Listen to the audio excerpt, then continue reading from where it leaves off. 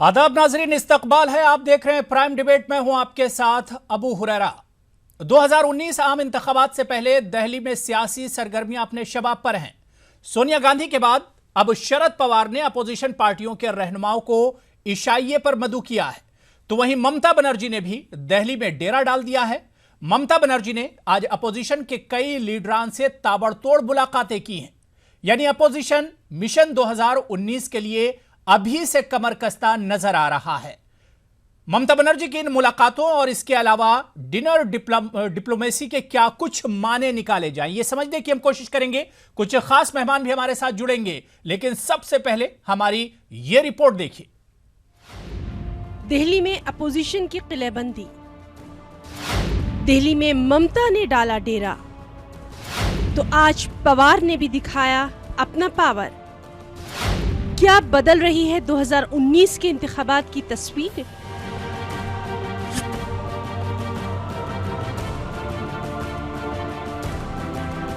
एक तरफ कर्नाटक में असेंबली इंतखाबात की तारीखों का ऐलान हो गया है, वहीं दूसरी जानिब दिल्ली में अपोजिशन पार्टियों का डिनर डिप्लोमेसी का दौरा है। सोनिया गांधी ने इसकी शुरुआत की, अब शरद पवार ने बाकायदा इशाइये का एहतमाम कर डाला, जिसमें 19 अपोजिशन पार्टियों के लीडर शिरकत कर रहे हैं। हाँ, कांग्रेस के इशाइये से ममता गैर हाजिर थी। क्या वाकई ममता फेडरल फ्रंट बनाने का मन बना चुकी हैं? ये दिल्ली का दौरा शायद इसी मुनासबत से है। तेलंगाना के वज़ीर आला केसीआर ने गुज़िश्ता दिनों मगरबी बंगाल की वज़ीर आला ममता बनर्जी से खास मुलाकात भी की थी। गैर कांग्रेसी और गैर बीजेपी फ्रंट बनाने पर जोर दिया गया था। अब आंध्र प्रदेश के वज़ीर आला एन चंद्रबाबू नायडू भी अपने तौर से अपोजिशन पार्टियों के सरबराहान से मुलाकात करने वाले हैं। नायडू आप और शिवसेना सरबराहान से भी दिल्ली में मुलाकात करेंगे। हम नहीं चाहता है कि कोई आइसोलेट रहे, सब एक साथ में काम करना चाहिए। आई थिंक दैट जिधर में जो स्ट्रॉन्ग है उसको ही करना देना चाहिए। और दूसरी जानिब बीजेपी लीडर शाहनवाज हुसैन का कहना है कि अपोजिशन के पास चूंकि कोई इशू नहीं है, इसी वजह से इंतखाबात से पहले एक दूसरे के घर जाकर चाय नाश्ता कर रहे हैं। लेकिन हाँ, 2019 में इंतखाबात में शिकस्त के बाद एक दूसरे को गालियां देते नजर आएंगे और कर्नाटक भी दीगर रियासतों की तरह कांग्रेस मुक्त हो जाएगा। देखिए, जब तक 2019 आएगा उससे पहले चाय नाश्ते का, खाने का इंतज़ाम एक दूसरे के यहाँ करेंगे ये लोग, और बाद में फिर कोसेंगे एक दूसरे को और फिर अलग हो जाएंगे। ये हर लोकसभा के चुनाव से पहले इसी तरह के गठबंधन होते हैं। कर्नाटक में जीत का दावा करने वाली बीजेपी की सियासी सरगर्मियां तेज हो गई हैं। 12 मई को कर्नाटक में इंतखाबात होने हैं, 15 मई को वोटों की गिनती होनी है। इसी पस मंजर में आज बीजेपी सदर अमित शाह ने एक प्रेस कॉन्फ्रेंस कर डाली और एक रिटायर्ड जज के हवाले से येदियुरप्पा सरकार को सबसे ज्यादा बदनवान करार दे दिया। यहाँ उनकी जबान फिसल गई। हालांकि बाद में उन्होंने सिद्धारमैया को बदनवान बता दिया। सुप्रीम कोर्ट के एक रिटायर्ड जज ने कहा कि भ्रष्टाचार के लिए अगर स्पर्धा कर ली जाए तो येदियुरप्पा सरकार को भ्रष्टाचार में नंबर 1 सरकार का अवार्ड देना पड़ेगा। तो येदियुरप्पा सरकार को भ्रष्टाचार में नंबर 1 सरकार का अवार्ड देना पड़ेगा। अरे सिद्धरामैया सरकार को नंबर 1 का अवार्ड देना पड़ेगा। अब सवाल ये उठता है कि ममता बनर्जी हो या फिर शरद पवार, आखिर ये लोग गैर कांग्रेसी फ्रंट बनाना क्यों चाहते हैं? दूसरा बड़ा सवाल, ममता बनर्जी कांग्रेस या राहुल से कन्नी क्यों काट रही हैं? अब मौजूदा हालात में अपोजिशन के जो तेवर हैं उसे अपोजिशन की ताकत कहा जाए या फिर अपोजिशन का बिखराव? क्या ये सब बीजेपी की ही देन है या फिर राहुल की लीडरशिप से कोई मुत्तफिक नहीं? तो इसी पर तमाम सवालात जरूर रहे। Bureau report, news 18 Urdu.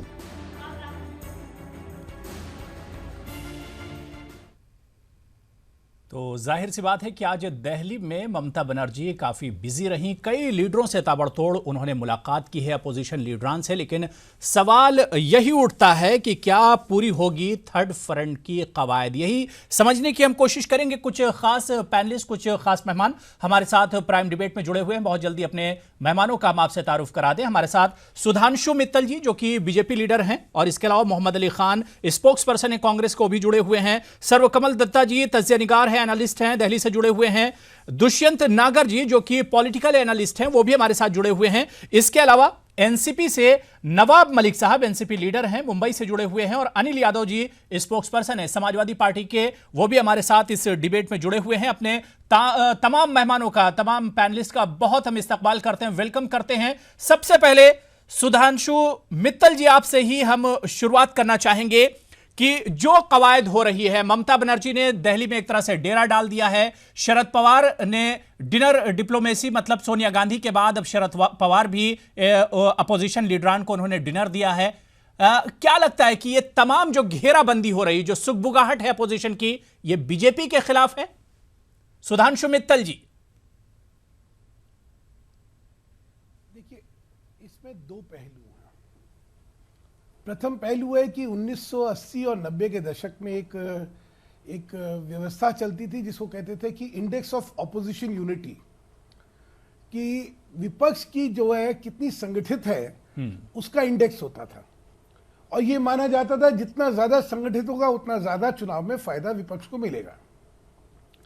लेकिन क्योंकि ये सारी कवायद जो थी, उस पे एजेंडा जो था वो सकारात्मक ना हो कि नकारात्मक एजेंडा था। उसमें यह था कि किसी सरकार को हटाना है या किसी व्यक्ति को हटाना है, वो कभी भी सफल नहीं हुआ। अब 2016-17 के बाद अब 2019 में उसी फॉर्मूले पर दोबारा जाने की कोशिश हो रही है जी। इतिहास से लोग सबक सीखते हैं, यहां शायद इतिहास को महत्व नहीं दिया जा रहा। मुझे कोई दिक्कत नहीं। आपने कहा कि एक तरफ से ममता जी का जमावड़ा हो रहा है, दूसरी तरफ शरद पवार जी रात को डिनर पे सबको बुला रहे हैं, वगैरह वगैरह वगैरह। देखिए, दो चीजें स्पष्ट हैं। पहले क्या था कि सत्ता पक्ष और प्रतिपक्ष, जो प्रतिपक्ष था उसका नेतृत्व जो है बड़ा स्पष्ट होता था, क्योंकि जो भी दूसरी पार्टी होती थी वो बड़ी पार्टी होती थी और उसका नेता जो था वो स्वाभाविक तौर पे एक स्वीकार्य नेता होता था। इस समय जो दिक्कत आ रही है वो ये आ रही है कि जो कांग्रेस किसी जमाने में भाजपा के खिलाफ 257 सीटों पे सीधा लड़ती थी, वो आज सिर्फ 102 सीट पे सीधा लड़ाई में सिमट के रह गई है जी। और बाकी सीटों पे अन्य राजनीतिक दल, उनका महत्व बढ़ गया है। प्रादेशिक दल जो है उनका महत्व बढ़ा है और उनकी वहां पे भाजपा के खिलाफ सीधी लड़ाई है या बहुकोणीय लड़ाई है। तो कांग्रेस का खुद के अस्तित्व और खुद की अहमियत में क्योंकि थोड़ा गिरावट आई है, उस वजह से नेतृत्व का इश्यू सामने खुल गया है। दूसरा, राहुल गांधी जी के नेतृत्व के प्रति लोगों में उदासीनता है। एक स्वाभाविक नेतृत्व ना होने की वजह से अन्य दलों को लगता है इस समय क्षेत्रीय संगठनों का एक बड़ा जमावड़ा और उसके अंदर से एक स्वाभाविक नेतृत्व कोई निकले तो भाजपा को वो चुनौती देने के लिए सक्षम होगा। ये राजनीतिक स्थिति है। जैसा मैंने आपसे पहले कहा, मुझे हमेशा लगता है कि सकारात्मक एजेंडा के साथ जब तक देशवासियों के सामने नहीं जाया जाएगा और नकारात्मक एजेंडा की सीधे ये अपोजिशन जो जुड़ रहा है या जो बन रहा है अपोजिशन या थर्ड फ्रंट की जो सुगबुगाहट है, सुधांशु मित्तल जी एक तरह से इसे कांग्रेस की लीडरशिप पर सवाल खड़ा कर रहे हैं। मोहम्मद अली खान साहब, क्या वाकई में कांग्रेस के पास कोई ऐसी लीडरशिप नहीं है जिसके वजह से एक तीसरा ऑप्शन ढूंढना पड़ रहा है अपोजिशन को, जो बात सुधांशु मित्तल जी ने कही? देखिए, सुधांशु मित्तल जी मेरे बड़े भाई हैं और मैं उनका बड़ा आदर और सम्मान करता हूं, मगर आजिज़ी और इनकिसारी से मैं ये भी कहना चाहता हूं, जिस मायूसी के आलम की वो बात कर रहे हैं शायद वो भाजपा में ज़रूर हो सकता है, कांग्रेस में तो नहीं है। कांग्रेस के लीडर जो हैं राहुल जी, हमारे नेता राहुल जी, उनकी काबिलियत पे आपको शक हो सकता है, मगर वो शक मुझे समझ में नहीं आ रहा कि आप किस बुनियाद पे जनता के सामने पेश कर रहे हैं, ख़ासतौर कि जब आप लोग गुजरात में आधे होके रह गए, अपनी सारी ताकत आपने लगा दी, कोई गुंजाइश नहीं छोड़ी, उसके बावजूद राहुल जी ने गुजरात में साबित कर दिया। और आपने गुजरात में उनके बारे में ऐसी ऐसी अफवाहें उड़ाई, ऐसे ऐसी बातें की, आपने तो उनके धर्म पे तक सवाल उठा दिए वहाँ पे, मगर राहुल जी अटल रहे। और देखिए उसके बाद से तो आप लोग और हमारे बीच बराबर का ही टक्कर रहा है। दूसरी बात समझना ये ज़रूरी है, कांग्रेस जो है उसे सत्ता की हवस नहीं है, कांग्रेस को एक वो जिसे कहते हैं ना राजनीतिक स्वार्थ, जिसे हिंदी में कहते हैं, वो नहीं है। आज का उद्देश्य, आज का मकसद हमारे सामने ये है कि भाजपा की जो राजनीति है जिसने 4 साल से हमारे देश को बांट दिया और नतीजे कुछ नहीं मिले, आपके नतीजे आपके सामने हैं, हर इंडेक्स पे, हर आंकड़े में हम कमज़ोर हो गए हैं। हमारी आर्थिक स्थिति देख लें, डिफेंस के नज़रिए से देख लें, लोगों के बीच में जो वो होती थी दोस्ती यारी, वो ख़त्म होने को आ रही है। तो सुधांशु जी से मैं यही कहूँगा, बिल्कुल वो मायूस ना हो, कांग्रेस तैयार है लड़ाई के लिए। अगर हमें किसी और को समर्थन देना पड़ेगा, जैसे मैंने कहा, कोई राजनीतिक स्वार्थ नहीं है, हम समर्थन देंगे। अगर हमारे साथ आना चाहते हैं लोग, ये हमारी खुशनसीबी है, हमारे साथ आए। और अगर हमें अकेले लड़ना है तो हम सक्षम हैं, लायक हैं आप लोगों को आसानी से हराने के लिए। और अभी हमें ज्यादा दिन इंतजार नहीं करना पड़ेगा अबू हुरैरा साहब, चंद दिनों में नतीजा आ जाएगा आप लोगों के सामने कर्नाटका का। ठीक, सुधांशु मित्तल जी बहुत मुख्तसर में जवाब दीजिएगा, मुझे सबके पास जाना है, अभी ब्रेक पर भी आना है। मित्तल जी, ठीक है, सुधांशु मित्तल जी। जी हाँ बिल्कुल मोहम्मद साहब, मैं जो आपने कहा है ना, हम किसी को समर्थन देने के लिए तैयार हैं, मुझे लगता है आज के शो के बाद फिर आपकी जो है खिंचाई हो जाएगी क्योंकि आपका बयान और आपके बड़े लीडरों के बयान में बहुत ही गतिरोध है। उनका बयान है कि नेतृत्व जो है कांग्रेस करेगी राहुल गांधी जी के नेतृत्व में, तो आप अपनी ब्रीफ के कहीं ज्यादा क्रॉस करके नेतृत्व किसी और देने को तैयार होने की बात जो कह रहे हैं, शायद ये आपकी लाइन नहीं है, तो कृपया करके संभल के बोलिए। ठीक है, ठीक है। नवाब मलिक जी, आपके पास आना चाहेंगे कि अब थर्ड फ्रंट की सुगबुगाहट एक तरह से सेंटर में देखा जाए, दिल्ली में जिस तरह से लीडरों से एक के बाद एक मुलाकात अपोजिशन लीडरों की हो रही है, एनसीपी की खास तौर से बात कर लें, शरद पवार जी ने इशाइये पे बुलाया है, डिनर पे बुलाया है, क्या कुछ रोल होगा एनसीपी का 2019 मिशन को लेकर?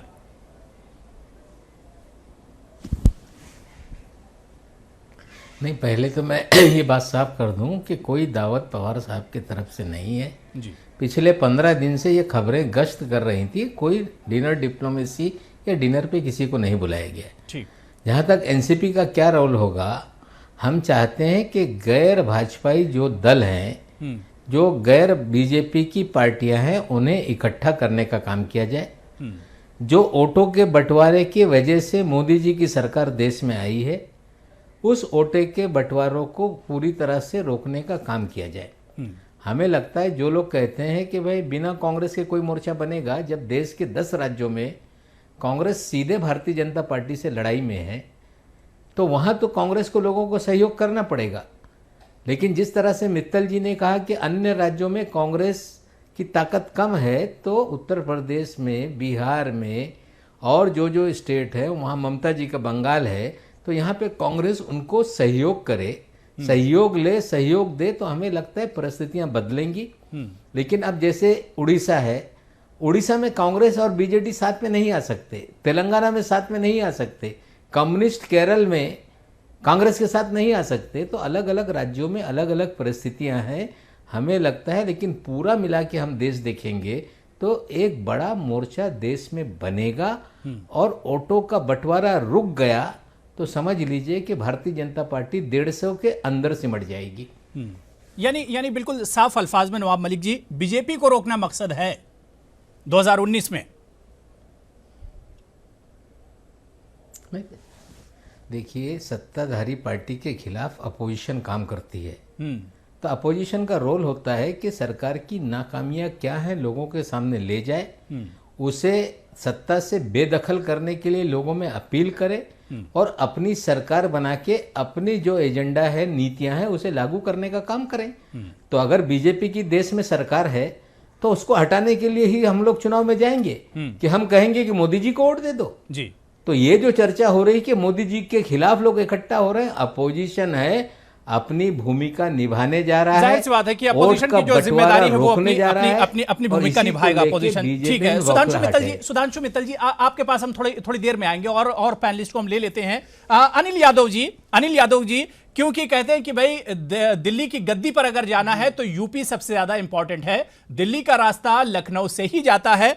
ऐसे में समाजवादी पार्टी की खास तौर से और या बहुजन समाज पार्टी की, क्योंकि बहुत करीब आप लोग अब आते दिख रहे हैं, बहुत अहम रोल होगा 2019 में यूपी का। ऐसे में समाजवादी पार्टी का रोल क्या कुछ होगा अगर थर्ड फ्रंट की बात होती है तो? अनिल यादव जी। जी अबू साहब, पहले तो बहुत धन्यवाद, आपने उत्तर प्रदेश का महत्व जानते हुए भी सबसे आखिर में हमें बुलवा रहे हैं। खैर कोई बात नहीं, मैं उस बात पे नहीं जाता हूं। इंपॉर्टेंट है आप इसलिए मैंने लास्ट में मैंने कहा भाई देश में चल जी तो मैं चाहूंगा कि समय भी उसी हिसाब से मिले। बिल्कुल। देखिए, जिस हिसाब की परिस्थितियां, दुखद परिस्थितियां इस समय देश में चल रही हैं, चाहे इलेक्शन कमीशन से पहले भारतीय जनता पार्टी के नेता चुनाव की डेट डिक्लेयर कर रहे हो, चाहे सुप्रीम कोर्ट के जज प्रेस कॉन्फ्रेंस कर रहे हो, या फिर पार्लियामेंट में बिना डिस्कशन के बिल पास किए जा रहे हो, जिस तरह की असंवैधानिक व्यवस्था चीजें इस देश में चल रही हैं, उसमें विपक्ष की जिम्मेदारी बनती है कि देश हित के लिए विपक्ष को एक साथ जुड़ जाना चाहिए और भारतीय जनता पार्टी का सामना करना चाहिए। अब जहां तक हमारी बात आती है तो देखिए, ममता जी से हमारे बड़े मधुर संबंध है। आपको याद होगा, पहले भी आदरणीय अखिलेश जी पश्चिम बंगाल गए, ममता जी से मिले, उनको शॉल भी भेंट किया।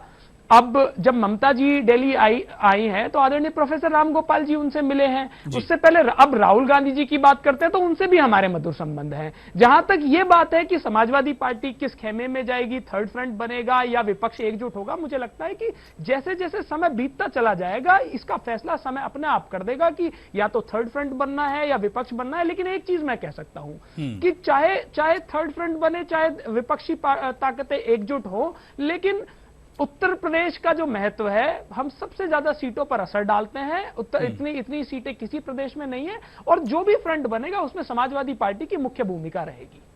ठीक है। सर्वकमल दत्ता जी, जिस तरह से आपने अभी सुना मोहम्मद अली साहब को या फिर नवाब मलिक साहब और अब अनिल यादव जी, जो अपोजिशन के जाहिर सी बात है ये तमाम लीडर हैं, जितनी आसानी से बता रहे हैं कि भाई थर्ड फ्रंट बनेगा और उसके बाद मोदी जी का और बीजेपी का मुकाबला किया जाएगा, क्या इतना आसान लगता है?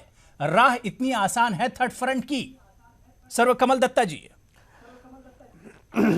अबू भाई, मैं समझता हूं कि थर्ड फ्रंट की जहां बात आती है, थर्ड फ्रंट केवल क्यों, मैं तो कहता हूं आगे जाके फोर्थ फ्रंट भी बनेगा जी। डिनर डिप्लोमेसी, लंच डिप्लोमेसी भी होगा, ब्रेकफास्ट पे दावत भी होगा, और उसके साथ साथ मिडनाइट मैरिज भी होगा। हर समय चुनाव से पहले इस तरह की चीजें हमें दिखाई देता है, खास करके राष्ट्रीय चुनाव से पहले। पिछले इतिहास भी अगर आप उठा के देखेंगे तो ये थर्ड फ्रंट के लोग बेशक आपस में आके लामबंद हुए, चुनाव आते आते बिखरार हो गया, बहुत सारे इधर उधर तितर बितर हो गए, और बाकी जितने हैं सब के सब ठंडे बस्ते पे चुनाव के बाद चले गए। ये इतिहास रहा है थर्ड फ्रंट का। थर्ड फ्रंट का मुखिया कौन होगा, ये बहुत महत्वपूर्ण है। प्राइम मिनिस्टरियल कैंडिडेट, क्या ममता दीदी होगी प्राइम मिनिस्टरियल कैंडिडेट, या फिर आपके चंद्रबाबू नायडू होंगे, या फिर आपके शरद पवार जी होंगे, या फिर तेलंगाना के सीएम होंगे, कौन होंगे मुखिया, या फिर देवेगौड़ा होंगे, ये एक बहुत बड़ा प्रश्न है। तीसरी बात यहाँ पे ये आती है कि मुझे याद आता है कि बरसात की पहले बूंद जब आती है तो बरसात के पहले बूंद के साथ बहुत सारे मेंढक निकल के आते हैं पहले बूंद के साथ, और काफ़ी ज़्यादा झूम मचाते हैं, और बरसात जाते जाते फिर गायब हो जाते हैं। भारत की दुर्भाग्यपूर्ण इतिहास थर्ड फ्रंट की यही है कि आपने सिर्फ वेस्टेड इंटरेस्ट को बचाने के लिए इस तरह के काम करते हैं और उसके बाद गायब हो जाते हैं चुनाव के बाद। लामबंदी इन लोगों का कभी भी परमानेंट नहीं रहा है। जहां बात आती है एनसीपी की, एनसीपी का मैं अगर पवार साहब की लगातार बयान अगर पास्ट का उठा के देखूं, एनसीपी ने तो कई बार कहा है कि जिस दिन शिवसेना महाराष्ट्र से भाजपा की सरकार से समर्थन खींच लेगी, एनसीपी बिना शर्त के समर्थन देने के लिए तैयार है। तो जरा एनसीपी खुलासा करे कि किस तरफ है, भाजपा की तरफ है, ना थर्ड फ्रंट की तरफ है, ना कांग्रेस के साथ हाथ मिला के चल रहे हैं। ये बहुत बड़ा अभी नवाब मलिक साहब ने कहा भाई कि एक अपोजिशन में है तो अपोजिशन की जिम्मेदारी है कि जो सरकार में बैठा है उसकी सच्चाई सामने लाई जाए। आबू भाई, ऑपोजिशन है, ऑपोजिशन की जिम्मेदारी होती है, मैं समझता हूं, पर ऑपोजिशन की जिम्मेदारी निभाते हुए अगर एक पैर अगर सत्ता पक्ष की तरफ हो पीछे से और दूसरे पैर ऑपोजिशन की तरफ हो तो ये चीज समझ में नहीं ठीक है। नवाब मलिक जी आपसे कुछ पूछना चाह रहे हैं। सर्वकमल दत्ता जी, नवाब मलिक जी कुछ कहना चाह रहे हैं। जी नवाब जी।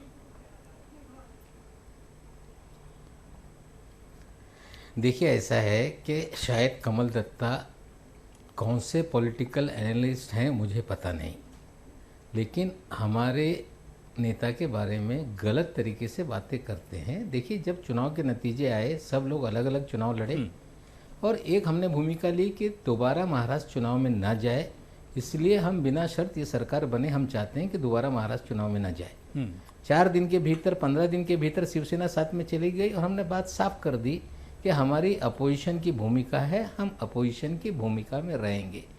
जब आप दत्ता जी एक पॉलिटिकल एनालिस्ट हैं और आप मेंढक, बारिश इस तरह की बातें करते हैं तो मुझे तो शक हो रहा है, कहीं आप खाकी चड्डी पहनकर यहाँ बैठे हुए हैं क्या, या संघ के परिवार की तरफ से आपको कहीं मेहनताना दिया जा रहा है? मैं आपसे एक सवाल पूछता हूं ना, क्या लोकल लेवल पे महाराष्ट्र नहीं, इस तरह से पॉलिटिकल एनालिस्ट को बात करने की जरूरत नहीं है। बीजेपी को कॉर्पोरेशन बनाने के लिए या फिर भाजपा से जहां समर्थन लेना है कॉर्पोरेशन के मेयर बनने के लिए, आप लोगों ने समर्थन नहीं दिया है क्या, या फिर समर्थन नहीं लिया है? इस चीज को कैसे आप लोग झुठला सकते हैं? ये चीज का भी खुलासा आप कर दीजिएगा।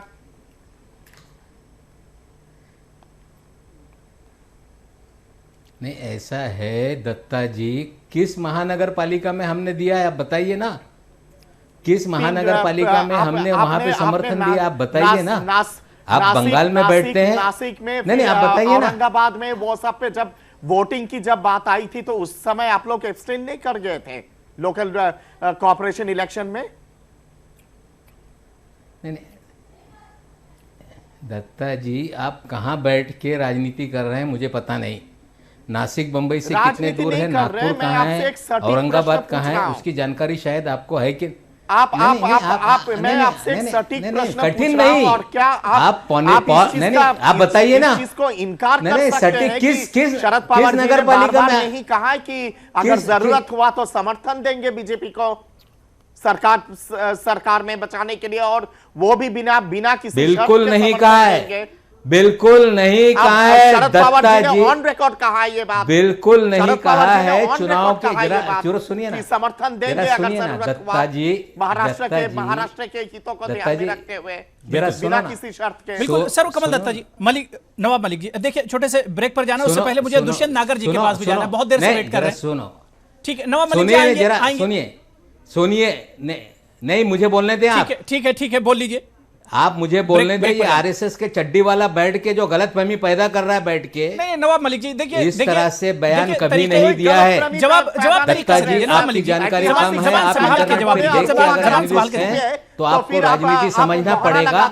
हमें लगता है कि नहीं इस तरह भाजपा के संगठन के लिए नहीं आप मेंढक बोलते हैं लोगों को। देखिए नवाब मलिक जी, ब्रेक पर जाना, पॉलिटिकल एनालिस्ट है, किस तरह से बातें कर रहे हैं यहाँ पर दुष्यंत नागर। नहीं आप बताइए, सरासर ये आरएसएस का पिट्ठू झूठ बोल रहा है। नवाब मलिक जी देखिए, इस तरह की जबान का इस्तेमाल मत कीजिए। नवाब मलिक जी बिल्कुल इजाजत नहीं दी जाएगी, आप नेशनल टीवी पर बैठे हुए हैं।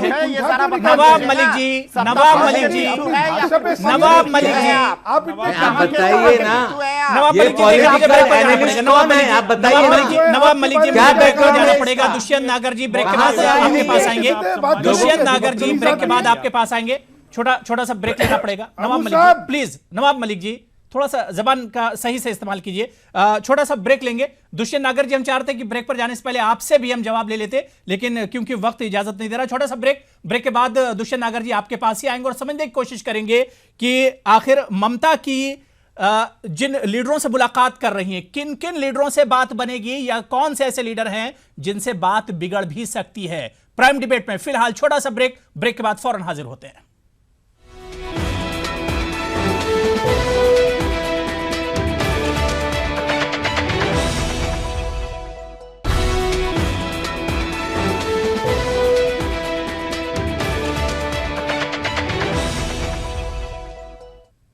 एक बार फिर बहुत इस्तकबाल करते हैं। आप देख रहे हैं प्राइम डिबेट में आज हम इसी इशू पर बात कर रहे हैं कि क्या थर्ड फ्रंट का जो ख्वाब है वो ताबीर होगा। इसी इशू पर बात कर रहे हैं, कुछ खास पैनलिस्ट हमारे साथ इस इशू पर बातचीत करने के लिए जुड़े हुए हैं। ब्रेक पर जाने से पहले, क्योंकि दुष्यंत नागर जी आप तक नहीं पहुंच पाया था, ब्रेक के बाद आपके पास ही आना चाहूंगा नागर जी। सवाल ये उठता है कि ममता बनर्जी बहुत से अपोजिशन की जो पार्टियां हैं उनके लीडरान से मुलाकातें की हैं आज उन्होंने, और अभी वो 4 दिन दिल्ली में रहेंगी। आपको क्या लगता है नागर जी कि कौन कौन सी पार्टियां हैं जिनसे ममता बनर्जी की बात बनेगी, या कौन से ऐसे लीडरान हैं या ऐसी पार्टियां हैं जहां पर बात बिगड़ भी सकती है? दुष्यंत नागर जी। देखिए अबू भाई, मैं ये कहना चाहता हूं कि प्रत्येक भारत के नागरिक को, और जो एक रीजनल पार्टी के अध्यक्ष भी हैं, उनको फ्रंट बनाने का, प्रधानमंत्री बनने का ख्वाब देखने का पूरा हक है जी। उसमें ममता जी को भी पूरा हक है, वो अपने लिए लॉबिंग कर सकती हैं। लेकिन मैं कुछ आंकड़े आपके सामने रखना चाहता हूं। 2014 के चुनाव में 377 सीटों पर कांग्रेस पार्टी सीधे लड़ाई में थी। उत्तर प्रदेश में कांग्रेस पार्टी 2 सीटें जीती, लेकिन 31 सीटों पर वो कहीं भाजपा से, कहीं सपा से, कहीं बसपा से कांटे की लड़ाई में थी। कांग्रेस पार्टी को छोड़ के देश में अगर कोई फ्रंट बनाने का ख्वाब देखता है तो मुझे लगता है कि देश का मतदाता उसको पसंद नहीं करेगा। तीसरी बात आपको बताऊं, आज देश के सामने जो चुनौतियां हैं, जॉब्स की समस्या है, इंटरनल एक्सटर्नल सिक्योरिटी की समस्या है, भारत एक बढ़ती हुई आर्थिक महाशक्ति है जिसको पिछले 4 साल में जो मंदी के दौर से गुजर रही है, भारत के उद्योगों पर बुरा प्रभाव पड़ा है। इन सारी समस्याओं से निकालने के लिए सिर्फ और सिर्फ कांग्रेस सक्षम है। कांग्रेस के नेतृत्व में अगर कोई मोर्चा बनता है तो उसका भविष्य है किसी थर्ड फ्रंट के लिए। आज के वर्तमान राजनीतिक हालात में कल क्या हो जाए मैं नहीं कहता, परिस्थितियां बदल जाएं, आज कोई स्पेस नहीं है। लेकिन नेता हैं, नेताओं का महत्वाकांक्षाएं रखनी उनकी जरूरी है। सबका प्रधानमंत्री पद पहुंचने का अपना ख्वाब है, तो कोई भी देख सकता है, उसमें किसी की आलोचना नहीं की जा सकती और ना मैं उसको गलत मानता हूं।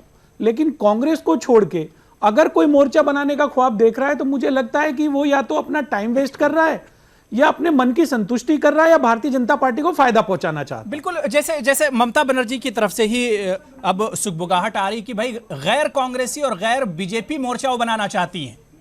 इसका मतलब इस तरह का मोर्चा कामयाब नहीं होगा। बिल्कुल कामयाब नहीं हो सकता। कितनी सीटें ऐसी हैं जो गैर भाजपा, गैर कांग्रेस पार्टियां डोमिनेट करती हैं, कोई इस आंकड़े पे चर्चा करे तो तस्वीर क्लियर हो जाएगी। बिल्कुल। मोहम्मद अली खान साहब, जो अब थर्ड फ्रंट की बात चल रही है, या ममता बनर्जी जो एक एक करके लीडरों से मुलाकात कर रही हैं, या केसीआर ने सबसे पहले कोलकाता में जाके ममता बनर्जी से मुलाकात की और उन्होंने कहा कि एक ऐसा फ्रंट बनाया जाए जो कि जिसमें ना कांग्रेस हो और ना बीजेपी हो, यानी कांग्रेस को भी दरकिनार करने की बात की जा रही है। मोहम्मद अली खान जी।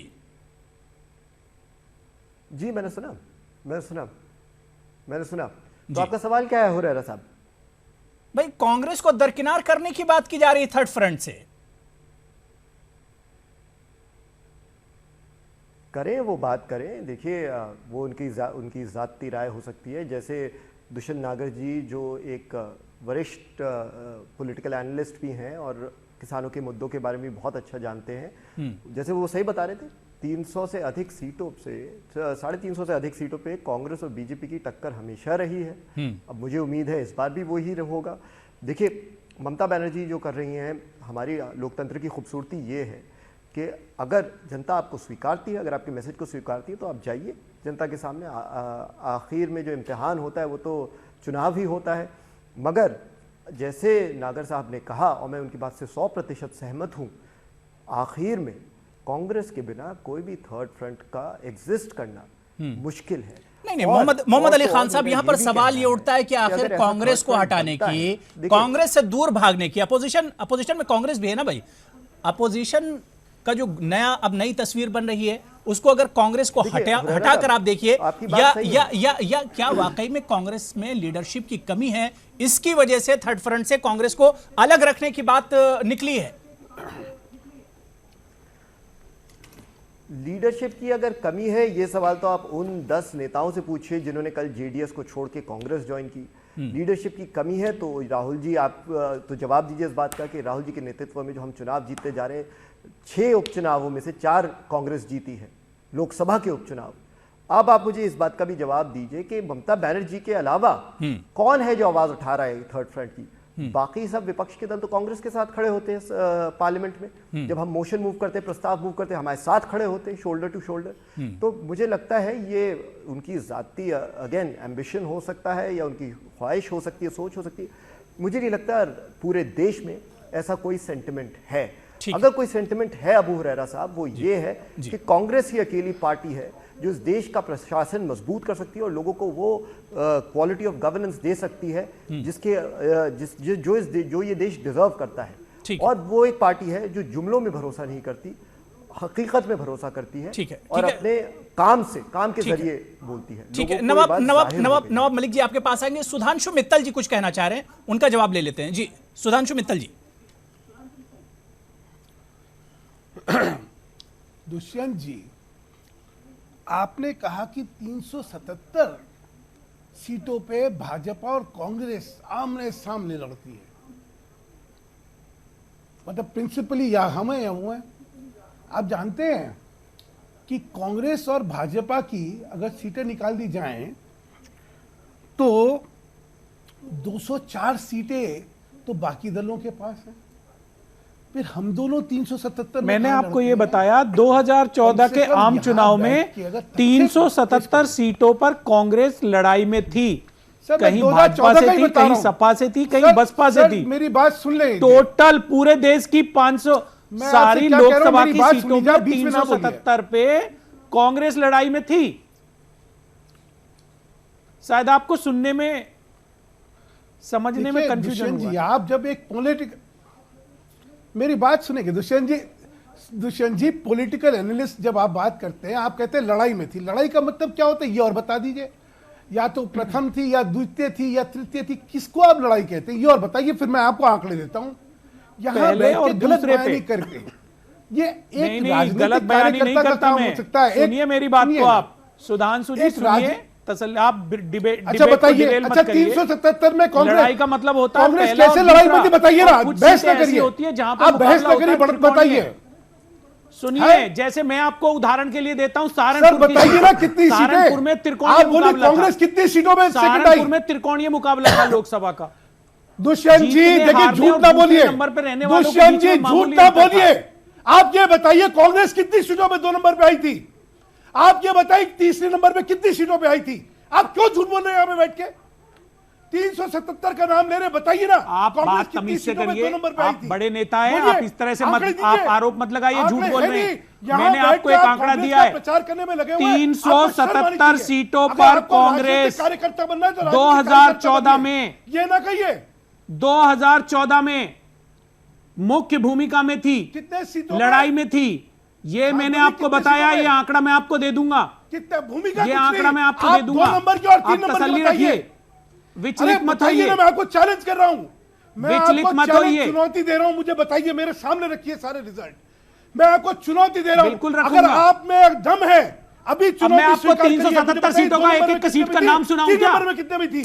आप यहां बैठ के झूठ बोलते हैं, आपको शर्म आनी चाहिए। राजनीतिक कार्यकर्ता बनते हैं आप यहां पे बैठ के, हैं? आप कहते हैं मैं पॉलिटिकल एनालिस्ट हूं। ठीक है सुधांशु मित्तल जी, सुधांशु मित्तल जी, सुधांशु मित्तल जी वो कर रहे हैं, बदनाम कर रहे हैं। ठीक है सुधांशु मित्तल जी, बात आपकी पूरी हो गई। नवाब मलिक जी, मोहम्मद अली साहब का जब बोल रहे थे तो आप उंगली उठाए थे और कुछ कहना चाह रहे थे। जी नवाब मलिक जी। मैं अबू साहब मुझे भी मौका दीजिएगा। नहीं बिल्कुल बिल्कुल, अनिल यादव जी आते हैं। नवाब मलिक साहब काफी देर से वेट कर रहे हैं। जी कांग्रेस कितने जगह पे थी, कांग्रेस कितनी जगह पे थी, ये बात सच है कि 10 राज्यों में भारतीय जनता पार्टी से सीधे कांग्रेस लड़ रही है, वहां तीसरा मोर्चा नहीं है। लेकिन हम लोग तीसरे मोर्चे की बात ही नहीं कर रहे हैं, हम कह रहे हैं कि व्यापक मोर्चा बने। कश्मीर से कन्याकुमारी तक एक पार्टी है कांग्रेस पार्टी, जरा सुनिए, जो हर सीट पे जीती है। कौन से 10 राज्यों 120 सीटों पे आज तक आपकी जमानत नहीं बची। अपने आंकड़े चेक कर लीजिए आप चिल्लाने से नहीं होता। ठीक शोर है, मचाने कश्मीर से नहीं होगा, कन्याकुमारी तक और जो ना पार्टियां शोर मचाने से, पता है, चिल्लाने से सुधांशु 2019 में आपको सुधांशु बहुमत आने वाला है। अरे नागर आंकड़े जी, दीजिए नागर ना, जी। तो आंकड़ों में चुनौती दे रहा हूं बहुमत आपको। नहीं आने वाला है आपका चिल्लाने से। मित्तल साहब नहीं मित्तल साहब 2 करोड़ लोगों को मित्तल जॉब साहब, देने का 10 वादा राज्य करके हैं। आज आप ये यहाँ कोई स्टे- नागर जी नहीं बोल स्टूडियो रहे, में नवाब चिल्ला मलिक रहे मैं हैं। बोल रहा हूँ। आप डराना चाहते हैं क्या? अरे आप ठीक है, डराने नहीं है के लोग आपसे। कार्यकर्ता जो है, 10 ढोंग क्यों कर राज्य। रहे हैं भाई? सुधांशु मित्तल जी, अब नागर जी, मैं नागर जी, क्या बात पूरी हो गई आप चैनल लोगों की। डिसाइड करेगा। सुधांशु चैनल मित्तल ने जी, बुलाया है मुझे। क्या ढोंग सुधांशु कर रहे हैं? मित्तल कुछ जी, नहीं आया। सुधांशु मित्तल जी, आप बात सही से करिए। नागर जी, आपने बात क्या पूरी हो 2 गई। करोड़ लोगों को जॉब देने का वादा किया? दिया आपने जॉब? आपने जॉब दिया क्या? सुधांशु मित्तल जी, आप बात दुष्यंत करिए, नागर जी, आप नागर जी, बात पूरी हो गई। देखिए फिर आप झूठ बोलते हैं। डिबेट ऐसे नहीं होगा। डोकलाम के बारे में लोगों को झूठ बताया। नागर जी, दुष्यंत नागर जी, देखिए आप लोग लड़ेंगे फिर आपकी तरह टाइम वेस्ट हो रहा है। आप सुधांशु ये मित्तल धमकी जी, देते हैं। दुष्यंत नागर जी, टाइम वेस्ट होगा। इस तरह से आप लोग लड़ेंगे तो फिर टाइम वेस्ट होगा। नवाब मलिक जी, जल्दी से जवाब अबू हरेरा, दीजिए। इसका नवाब इनको मलिक जी, बताइए, इनको इनकी मर्यादा समझाइए। ठीक है, हो जाता है, थोड़ा सा गुस्सा गर्मी हो जाती है। ठीक है, नवाब नवाब मलिक मलिक जी, जी, नवाब 10 मलिक जी। राज्य कौन से हमारे कांग्रेस की और गिनवा दीजिए।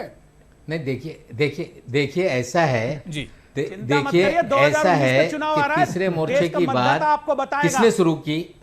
तीसरे मोर्चे की बात शुरू की है टीआरएस ने। जी, ममता जी ने तीसरे मोर्चे की बात नहीं की, मुलाकातें बड़ी शुरू कड़वी की। लगती आज है। ममता जी स्वयं बोल रही थी सच्ची बात कह कि रहे हो तो सोनिया जी आपको से भी हम बिल्कुल मिलेंगे। एकदम एनसीपी ने कभी ये तीसरे मोर्चे की बात नहीं की। हम एक व्यापक मोर्चा बने बीजेपी के खिलाफ, उसके पक्षधर हैं। कुछ लोगों को कांग्रेस से सीधी लड़ाई है, वो उस मोर्चे में नहीं आएंगे, ये सच्चाई है। लेकिन यानी देश आप भर आएंगे में अगर एक अगर व्यापक कांग्रेस मोर्चा बनेगा, थर्ड फ्रंट में इसमें है, कोई भी आप दो मत नहीं। कांग्रेस के और साथ वो आएंगे नवाब मलिक जी, ये क्लियर कीजिए। एनसीपी आएगी कांग्रेस के साथ? नहीं हमारे नेता ने बार बार अबू कहा है भाई, बिना कांग्रेस को साथ में लिए कोई अबू व्यापक भाई, मोर्चा नहीं बन सकता। ये हमारी स्पष्ट भूमिका है। जी, सर्वकमल दत्ता जी, आता हूं जी। अबू भाई, लेकिन नवाब मलिक जी, NCP सवाल ये उठता है कांग्रेस के कि अभी साथ पिछले या फिर तीसरे कई मोर्चे के राज्यों में साथ चुनाव कैसे हुए, जा सकती है? एनसीपी वहां कांग्रेस को छोड़कर चली गई। एनसीपी और कांग्रेस के साथ नहीं दिखा। NCP कांग्रेस ऐसे में के कैसे साथ दावा आप या कर फिर सकते हैं? तीसरे मोर्चे के साथ कैसे जा सकती है? क्योंकि एनसीपी ऐसी एक पार्टी है जो बिना राजनीतिक चड्डी की चलती है। कभी तो भाजपा के साथ जाती है, कभी तीसरे मोर्चा के साथ जाती है, कभी कांग्रेस के साथ जाती है। एनसीपी का कोई अपना राजनीतिक बुनियादी आधार नहीं है। मैं समझ सकता हूं कि इनको इतना मिर्ची क्यों लगा था। ठीक है, क्योंकि सर्वकमल वो दत्ता जी, जो नवाब मलिक आपका जी जवाब दे रहे हैं। सिंचाई वाला नवाब मलिक जी घोटाला जवाब दे हुआ रहे हैं। था, उस सिंचाई दत्ता वाला जी। घोटाला से बचने के लिए भाजपा को बिना शर्त का समर्थन देने के लिए तैयार थे इनका नेता, क्योंकि जी, इनके अनिल यादव जी आएंगे आपके पास, आ रहे हैं। और इनके ठीक है, सर्वकमल दत्ता जी, बात पूरी हो गई, बात रिश्तेदार पूरी हो हैं, गई। वो लोग सिंचाई घोटाला में शामिल थे और उसके डर के चलते और उस चीज से इतना ज्यादा सदमा हो गया था इन लोगों को। ठीक है, CBI सर्वकमल और दत्ता जी, बात IB पूरी हो का गई। जो नवाब डंडा, मलिक जी, जवाब जल्दी से जवाब दे दीजिए। ये लोग भाजपा को समर्थन देने के लिए तैयार थे। आज ये खुद बताए ना क्या शरद पवार जी क्या इनका प्राइम मिनिस्टरियल कैंडिडेट का ख्वाब नहीं देख रहे क्या पवार साहब? नवाब मलिक जी के साथ कैसे हाथ मिला लेंगे? नवाब मलिक जी, चंद्रबाबू नायडू के साथ कैसे हाथ मिला लेंगे? इन लोगों का जो राजनीति है, सर्वकमल दत्ता जी, देखिए आपने नवाब मलिक से सवाल किया ना, सवाल इतना लंबा करेंगे फिर मुश्किल हो जाएगी। क्षेत्रीय पार्टी सर्वकमल दत्ता जी, सर्वकमल दत्ता जी हो जाता है, सर्वकमल दत्ता जी निकल जाती है तो वो सेकुलर हो जाता है। ठीक है, सर्वकमल दत्ता जी, बात पूरी हो गई आपकी। सर्वकमल दत्ता जी, वहां पे सेकुलर सर्वकमल दत्ता जी, ये तो है इन लोगों की राजनीति और ये है इनकी राजनीतिक असली चेहरा। नहीं, ठीक है, नवाब मलिक जी सुनेंगे। जी नवाब जी। नहीं मान ही नहीं रहे, आपकी कोई बातें नहीं मान रहे। ऐसा है, आप मानेंगे कैसे? गूगल कर लीजिए ना, गूगल कर सर्वकमल दत्ता जी, सर्वकमल दत्ता जी, कर दीजिए कि सर्वकमल दत्ता जी खामोश हो जाइए। सर्वकमल दत्ता जी, नवाब मलिक जी जवाब दे रहे हैं, सुन लीजिए जी। नहीं अबू साहब, ऐसे हमारे नेता ने साफ कर दिया कि हम प्रधानमंत्री के उम्मीदवार नहीं है। झूठा आरोप जो बीजेपी ने लगाया, 3.5 साल की सरकार महाराष्ट्र में है, 4 साल से दिल्ली में है, कोई अगर हिम्मत होती तो कार्रवाई करते। झूठ का परिंदे से हम डरते नहीं। और दत्ता जी, आप चड्डी की बात करते हैं, मुझे लगता है कि इस तरह की चड्डी वाली बात चड्डी वाला ही करता है। तुम्हारा मैं देख रहा था गूगल में क्या है, आपने शुरुआत किया था आप कारोबारी हैं, एनालिस्ट बन के लोगों को सलाह देते हैं। क्या बिना सुनिए ना, मैं आपका गूगल में देखा, मैंने आपका गूगल में देखा, मैंने देखा आप कारोबारी हैं, राजनीतिक लोगों को सलाह देने का धंधा चलाए हुए हैं। जितनी आपकी उम्र नहीं है उससे ज्यादा लोगों ने राजनीति करके देश की सेवा की है। आप कहीं ना कहीं कारोबारी लोग पैसे के लिए, आप पैसे के लिए आके एनालिस्ट बन जाते हैं कि हम पॉलिटिकल पार्टी को सलाह देंगे, हम आंकड़े बताएंगे। अरे भाई, राजनीति धंधा नहीं है, राजनीति का धंधा आप लोग नवाब मलिक जी सब का मतलब इस तरह से लोगों डिबेट के बाहर जा रहे हैं। ऑडियो कम कर दिया जाए, लोगों ने देश की सेवा की है। जाओ 4 आने में यही करते ठीक है। अनिल यादव जी यहाँ कम सवाल क्या ये बंद उठ रहा है। कराइए अनिल भाई। यादव जी, दो ही लोगों से आपने पूरे 1 घंटे डिबेट करा दी। नहीं अनिल यादव जी, मैं आ रहा हूँ, आपके पास आ रहा हूँ। ये इल्जाम मत लगाइए अनिल यादव जी। अकाउंट पे लिखा हुआ है भाई देखिए नवाब मलिक जी ऑडियो डाउन कर दीजिए, डिस्टर्ब हो रहा है, बहुत डिस्टर्ब हो रहा है डिबेट में।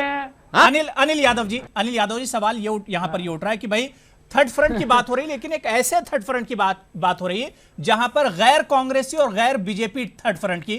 जाहिर सी बात है कि अखिलेश यादव और राहुल गांधी के ताल्लुकात बहुत मजबूत हैं, बहुत करीबी हैं। अगर गैर कांग्रेसी थर्ड फ्रंट की बात हुई तो समाजवादी पार्टी क्या ऐसे थर्ड फ्रंट का हिस्सा बनेगी? अनिल यादव जी बता देता हूं, देखिए मैं जवाब दे देता हूं। देखिए, राहुल गांधी से निश्चित तौर पर हमारे बड़े ही मधुर संबंध है, पूरी कांग्रेस पार्टी से है। लेकिन इस बात को भी डिनाई नहीं किया जा सकता कि ममता बनर्जी से भी हमारे अच्छे संबंध हैं, और चाहे ममता जी से अखिलेश जी के संबंध कहिए या पूरी पार्टी के संबंध कहिए, सभी ममता जी का सम्मान करते हैं। अब जो थर्ड फ्रंट बनने की बात है या विपक्षी दल एक होने की बात है, तो उसका फैसला मैंने आपको बताया। राजनीति में चीजें लगातार बनती बिगड़ती रहती है, और जैसे जैसे समय आएगा ये इसकी भूमिका बिल्कुल साफ हो जाएगी। मैं यहां पर एक बात और कहना चाह रहा था, देखिए, क्योंकि 2019 के चुनाव को लेकर सभी लोग संजीदा है और अलग अलग दल अपने अपने तरीके से तैयारी कर रहा है। कोई गठबंधन की बात करता है, तो कोई नेतृत्व की बात करता है कि कौन नेतृत्व करेगा, तो कोई जातीय समीकरण बैठाकर सोशल इंजीनियरिंग की बात कर रहा है। लेकिन मैं आपको अबू साहब एक बहुत जरूरी बात बताना चाहता हूं कि ये जो मुद्दे हैं, ये जो बातें हैं, ये एक इंपॉर्टेंट रोल प्ले करेंगी 2019 में। लेकिन इनसे भी ज्यादा मुख्य मुद्दा होगा वो बातें जो नरेंद्र मोदी जी ने 2014 में की थी। जब ये 19 में चुनाव में जानेंगे तो देश के नौजवान को जवाब देना पड़ेगा कि भाई आपको मैंने रोजगार देने का वादा किया था, वो नहीं दे पाए हैं, उसका जवाब नौजवान इनसे मांगेंगे। इन्हें किसानों को भी, किसानों के परिवार को यह बताना पड़ेगा जिन किसानों ने आत्महत्या कर ली, जिनका कर्ज माफ करने का वादा किया था, और गरीब मजदूर को यह बताना पड़ेगा कि नोटबंदी करा के आपने हमारा पैसा बैंक में जमा कराया, जिसे नीरव मोदी लेके भाग गया और आप कुछ नहीं कर पाए। पता नहीं शायद आपकी शय पे हुआ था या नहीं हुआ था, मैं इसके बारे में नहीं कह सकता, लेकिन जैसी खबरें आई उससे तो शय पर ही लगता है। लेकिन देखिए, एक बात है कि मैं यहां पर एक बात कहना चाहता हूं, क्योंकि भारतीय जनता पार्टी के प्रवक्ता अभी झूठ कर रहे थे कि आप झूठे हैं। देखिए, झूठ के बारे में लेक्चर इनके मुंह से कम अच्छा नहीं लगता। मैं नहीं जानता कि नागर साहब कितना सच कह रहे थे, गलत कह रहे थे, लेकिन वो पार्टी जिसकी पूरी बुनियाद ही झूठ पर टिकी हुई हो, 14 लाख किसी को नहीं दिए, बेरोजगारी नहीं हटा पाए, भ्रष्टाचार नहीं हटा पाए। मैं सिर्फ बस 10 सेकेंड मैं अपनी बात खत्म करते तो देखिए, जनता एक एक बात नोट करती है। आपने देखा होगा गोरखपुर चुनाव, फूलपुर चुनाव, जिसमें 25 साल पुरानी भारतीय जनता पार्टी अपनी सीट हार गई। योगी जी मुख्यमंत्री होते हुए अपने गढ़ में सीट हार गए। तो देखिए, सब चीजों का हिसाब जनता रख रही है। इसका जवाब में इस बात सुधांशु मित्तल इसका जवाब दे रहे हैं। अनिल यादव जी सुधांशु जी। बिल्कुल मैं सुन रहा हूं। अबू साहब, अनिल यादव जी की बात सुन के मुझे ऐसा लगा कि शायद वो व्यक्ति बोल रहा है जो पिछले साल यूपी के चुनाव में जीत के आया था। He is the victor and we are the vanquished. नहीं, हम पिछले उपचुनाव में जीत के आए थे ना। 25 साल पुरानी सीटें यूपी की जनता ने इन सारे, मैं अपनी बात कह लूं। आपने कहा, मैंने बड़े संयम से सुना, मेरी बात भी सुनने का हिम्मत रखिए। अगर सत्य तो सुनना पड़ेगा ना अनिल जी। नहीं, सत्य यह है कि आपकी बात में तो यही एक लगने लगता है कि आप तो जीते हुए थे। मैं अपनी तो इसीलिए मैं कह रहा हूं कि आपकी बात से ऐसा लग रहा है कि जैसे आप लोग यूपी के अंदर 300 सीटें लेके जीते हैं। आप गलतफहमी में 325 सीटें हमें मिली, आपको नहीं मिली। आपको तो मात्र जो है 47 सीटें मिली। तो मेरा सिर्फ आपसे निवेदन है कि थोड़ी सत्यता इतनी जल्दी ना भूल जाइए। आपने कहा डीमोनेटाइजेशन, ये डीमोनेटाइजेशन का इशू आपने उसी चुनाव में लगाया था और उसी चुनाव में हमें 325 जनता ने जिताया था और आपको 47 पे खड़ा कर दिया था। अरे तो नीरव मोदी पे भी दे अच्छा है, सब बातों पे उत्साहित जवाब दे होना रहे, तो बहुत नीरव अच्छा है, मोदी लेकिन पे भी दे सत्यता दीजिए। 3 सत्यता नहीं बार खत्म लोगों ने अलग-अलग और लोगों ने और शिकायत करी, जहां पर तक आपने भ्रष्टाचार की नहीं कोई- नीरव मोदी कोई कार्रवाई की उन मैं पे की, बोल भगा दूं। दिया।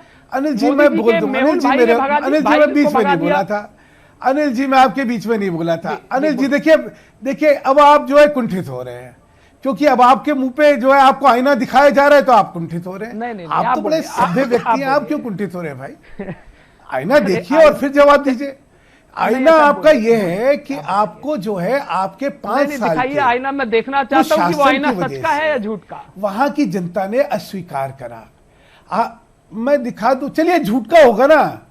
अब ये मैं तो कह रहा हूं कि आपकी बात से लगता है कि 325 सीटें हमें मिलना झूठ था और 47 सीटें आपको मिलना झूठ था। आपकी बात से तो लगता है कि 325 सीटें आपको मिली और हमें सिर्फ 47 पे जनता ने खड़ा कर दिया था। तो हो सकता है आप वही कह रहे हो। उसके लिए शेर सुना देता हूं आपको।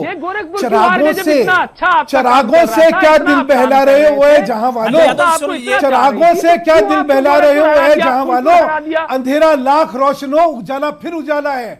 आप बाई इलेक्शन पे कह रहे हैं, मैं तो चुनाव की बात कर रहा हूं। ठीक है दुष्यंत नागर जी मान लीजिए कि थर्ड फ्रंट बनता है, फेडरल फ्रंट बनता है। 1 साल पहले बाबा योगी आदित्यनाथ मित्तल जी बात नहीं होगी। मित्तल जी, अनिल यादव जी देखिए अब आपको मौका दे दिया है। अनिल यादव जी अब शिकायत मत कीजिएगा, आपको बहुत मौका दे दिया। बात सुन रहे होंगे आप, उनकी सीट को, मठ की सीट को आप अंधेरा बता रहे हैं। वाह ठीक है दुष्यंत नागर जी, सवाल ये उठता है कि मान लीजिए थर्ड फ्रंट बनता भी है, अब क्या लगता है आपके तजुर्बे से कितना मजबूत होगा ये फ्रंट? हिंदी नहीं आती या आपको इस थर्ड फ्रंट की जिसकी बात चल रही, कितना मजबूत होगा ये? देखिए थर्ड फ्रंट का कहीं कोई विकल्प अभी दिखाई नहीं देता। एनडीए का और यूपीए का मुकाबला होने वाला है। कांग्रेस की लीडरशिप में जो मोर्चा बनेगा ऑलरेडी बना हुआ है यूपीए, यही एक कांटे का मुकाबला होगा। कुछ दल ऐसे हो सकते हैं जो एनडीए और यूपीए के साथ ना जा सकें, जो क्षेत्रीय शक्तियां हैं वो चुनाव के बाद अपना निर्णय करेंगे कि वो यूपीए के साथ जाएंगे या एनडीए के साथ जाएंगे। ठीक, रही बात जो कवायद हो रही है जी, ऐसी कवायदें चलती रहती हैं हर चुनाव से पहले। इस प्रकार की कवायदें सर कमल दत्ता जी जैसा कि अभी कह रहे थे कि भाई बरसात आती है तो सबसे पहले बरसाती मेंढक आ जाते हैं, तो इसका मतलब क्या निकाला जाए? नहीं अगर थर्ड फ्रंट बनता भी है जो करूंगा जी, राजनीतिक दल के लोगों के लिए अच्छे शब्दों का प्रयोग होना चाहिए, लेकिन सबकी अपनी महत्वाकांक्षा है अबू। सबको अपने लिए लॉबिंग करने का माहौल बनाने का अधिकार है। ठीक ठीक ठीक है। सर कमल दत्ता जी आपके पास आना चाहूंगा कि थर्ड फ्रंट की बात तो चल रही है, लेकिन अब उसमें एक सोचा और छोड़ दिया गया कि भाई गैर कांग्रेसी और गैर बीजेपी। ममता बनर्जी अगर गैर कांग्रेसी की बात कर रही हैं तो आखिर ममता जी राहुल गांधी से कन्नी क्यों काट रही हैं या कांग्रेस से कन्नी क्यों काट रही है? इसकी बड़ी वजह क्या देखते हैं आप सर कमल जी? ममता बनर्जी के लिए कहीं ना कहीं पे ये मजबूरी है। मजबूरी ये है कि ममता बनर्जी कहीं ना कहीं पे इनडायरेक्टली प्रधानमंत्री पद का ख्वाब देख रही है। अभी हाल ही में उन्होंने कहा है कि प्रधानमंत्री तो वही बन सकता है, प्रधानमंत्री कैंडिडेट जो लोकसभा में रहा हो, जो सीएम रहा हो और जो इलेक्टेड रिप्रेजेंटेटिव रहा हो, कैबिनेट में मिनिस्टर रहा हो। तो कहीं ना कहीं पे ये इनडायरेक्टली राहुल गांधी की तरफ ही इशारा था। ममता बनर्जी के लिए विडंबना ये है कि ना वो कांग्रेस के साथ सीधे तौर पे गले मिल सकती है, ना बीजेपी के साथ भी पूरी तरह से जा सकती है। मैं दावे के साथ कह सकता हूं कि ममता बनर्जी जिस तरह की राजनीति करती है, कल अगर आवश्यकता हुआ तो वो सीधा जाके भाजपा के सामने झोली फैला के फिर मदद मांगेगी और कहीं ना कहीं पे हाथ जोड़ के भाजपा के साथ समर्थन के लिए गुहार लगाएगी। ये है ममता बनर्जी की फितरत। वो भाजपा के साथ पहले भी रही है, एनडीए में भी रही है, यूपीए में भी रही है और अब थर्ड फ्रंट की बात कर रही है। जहां प्राइम मिनिस्टरियल कैंडिडेट की बात आएगी वहां पे ये थर्ड फ्रंट अपने आप। ठीक है मोहम्मद अली खान साहब, क्या वाकई में सच्चाई यही है कि ममता बनर्जी मुश्किल बन सकती हैं राहुल गांधी के लिए? हाँ, कहीं ना कहीं पे मुश्किल तो बन सकती है। दूसरी बात यह है कि कांग्रेस के लिए भी आपका सवाल सुसाइडल होगा अगर मैं आपसे एक और बात बोलना चाहता हूं। अगर जाती है दत्ता साहब, कांग्रेस अगर अपना दत्ता जी मोहम्मद से सवाल था, मैं जवाब दे दूं। जी। मैं ये कह रहा हूं दत्ता साहब बोलने दीजिए।